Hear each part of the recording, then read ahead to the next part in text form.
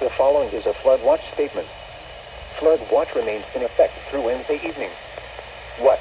Flash flooding caused by excessive rainfall continues to be possible.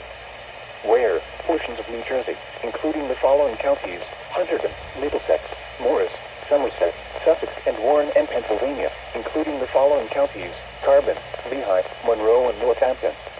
When? Through Wednesday evening. Impacts. Excessive runoff may result in flooding of rivers, creeks, streams, and other low-lying and flood-prone locations.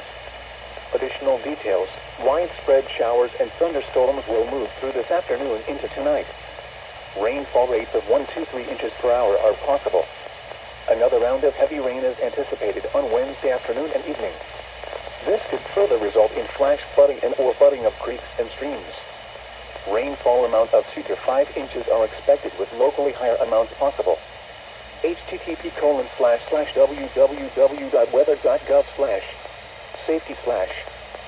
You should monitor later forecasts and be prepared to take action should flash flood warnings be issued. At 1 p.m.,